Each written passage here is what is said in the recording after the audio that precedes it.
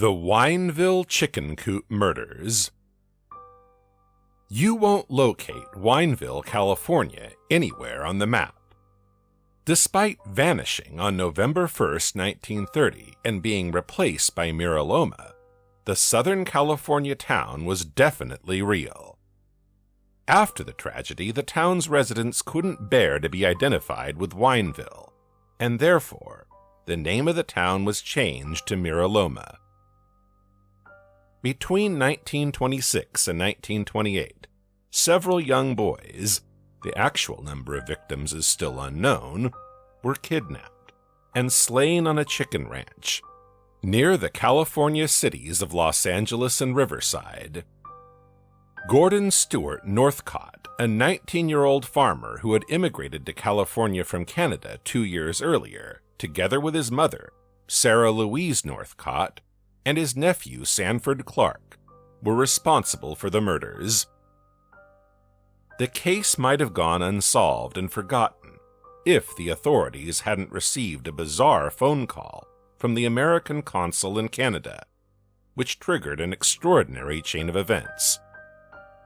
After visiting her brother, Sanford Clark, in California, Jessie Clark informed the consul about the homicides on the ranch, which she accidentally learned from Sanford, who had been working on the chicken ranch at the time.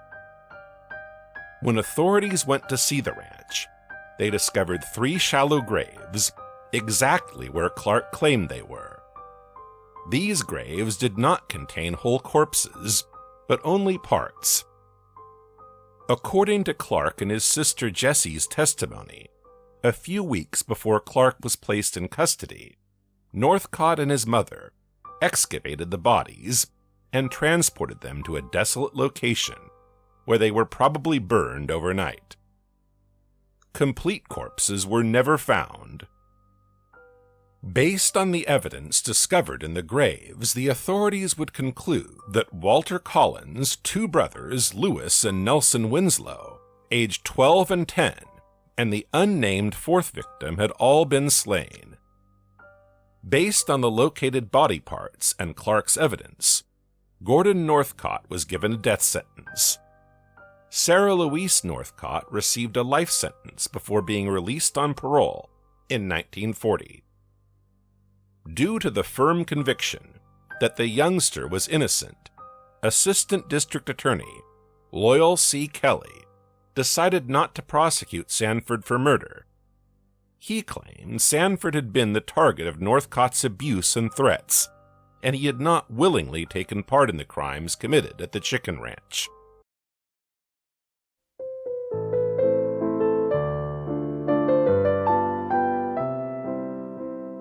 The Axeman of New Orleans. By August 1918, terror had paralyzed the city of New Orleans. Between May 1918 and October 1919, the unnamed American serial killer, known as the Axeman of New Orleans, terrorized the city of New Orleans and took the lives of 6 people. It's assumed that most of his attacks were racially motivated, because all his victims were either Italian immigrants or Italian Americans. The press said that the community of Italian immigrants was particularly terrified, with men in a frenzy, staying up all night to protect their families. On May 23, 1918, an Italian grocery store owner, Joseph Maggio, and his wife Catherine became the first victims of the Axeman's attacks. The attacker used a sharp blade to sever the couple's necks as they slept in their flat above the Maggio grocery shop, before striking their heads with an axe. When law enforcement began their investigation, they discovered the killer's bloodied clothes because it was evident that he had changed into a fresh set of clothes before leaving the crime scene. Money and valuables left in clear view were not taken, allowing them to rule out robbery as the cause of the attacks. Multiple homicides later, a taunting letter promising another attack was delivered to the Times-Picayune newspaper on March 14, 1919. In the letter, Believed to be signed by the Axeman himself, he swore to strike again on March 19th, 15 minutes after midnight. In the note, he also promised to spare any homes in which a jazz band played. That evening of March 19th, all New Orleans homes and dance halls were jam-packed with professional to amateur jazz musicians to divert the Axeman. The Axeman's identity was never discovered, possibly known only to his victims, yet many have made wild assumptions about him. His main distinguishing features were that he was a tall man who only committed his crimes at night, and almost always in a frantic manner, leaving blood and body parts scattered all over the scene of the crimes.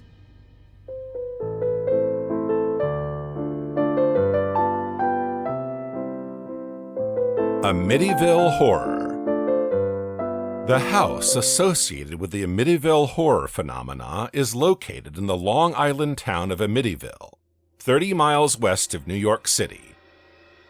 The estate was the scene of a massacre that happened on November 13, 1974, when Ronald DeFeo Jr., age 23, shot his parents, 4 siblings, with a rifle while they were all asleep. He then turned the rifle on himself. A year later, the Lutz family bought the house for $80,000, significantly reduced in price due to the mass homicide. However, the Lutzes only lived there for 28 days before they were forced to flee. The Lutz family claimed to experience many strange and terrifying phenomena, such as cold spots in different areas in the house, green slime coming out of the walls and keyholes, and smelling strange odors throughout the house. A voice shouting, "Get out!" is also said to have been heard by the priest who was called upon to bless the home. Their terrifying accounts of supernatural activity gave rise to the mythology of the Amityville Horror and a number of books, documentaries, and movies. The house, which became a subject of multiple horror films, formerly known as 112 Ocean Avenue, is still standing today and has been given a new address in an attempt to deter tourists from visiting it.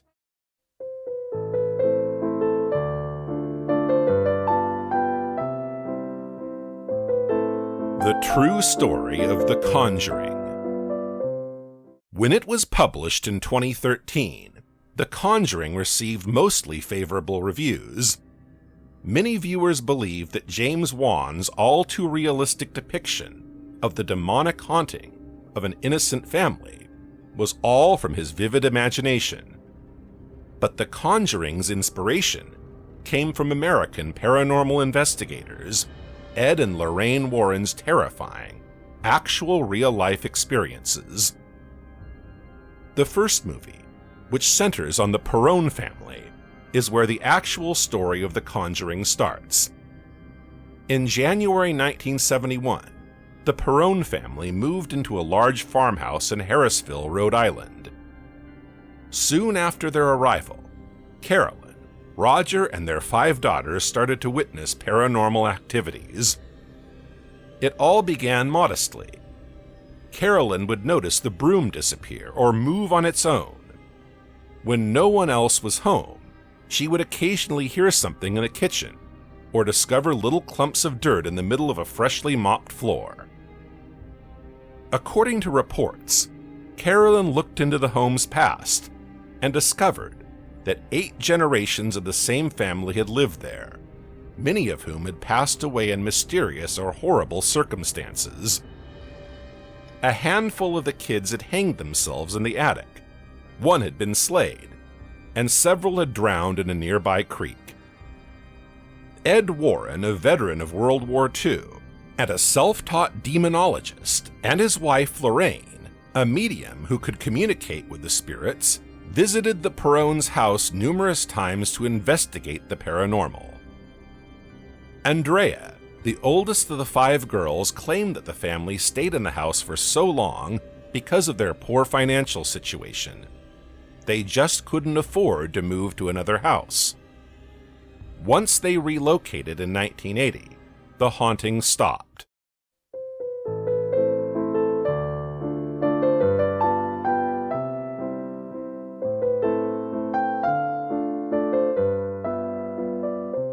The Night Stalker.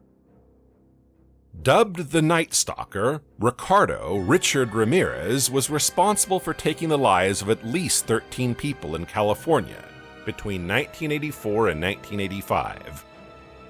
It's strongly believed that Ramirez's upbringing influenced his criminal behavior. Abused by his father, Ramirez started to gain grisly, macabre hobbies in his early and mid-teens from his elder cousin Miguel, Mike Ramirez, who is said to have also taught him some of the military skills he would employ later on during his year-long slaying spree.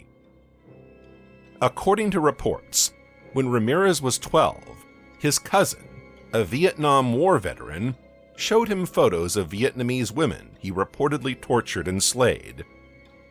The year after that, Ramirez witnessed his cousin lethally shoot his wife. Soon after that, Ramirez started breaking into houses. Ramirez's first victim was a 79-year-old widow whom he stabbed in June 1984. After that, he reportedly waited about 8 months before continuing his attacks. Many of Ramirez's victims were beaten and subjected to torture. Satanic symbols were also frequently discovered at crime scenes. Eventually, a fingerprint was found, which helped identify Ramirez. During his court appearances, Ramirez made several allusions to the devil, and even drew a pentagram on his hand. In September 1989, he was found guilty of 13 homicides and several other offenses. He was given a death sentence. The judge said his crimes demonstrated cruelty, callousness, and viciousness beyond any human understanding. Ramirez never apologized, and after being given his punishment, he said, "Big deal. Death always went with the territory." Although he was suspected of committing more homicides, no new charges were ever brought against him.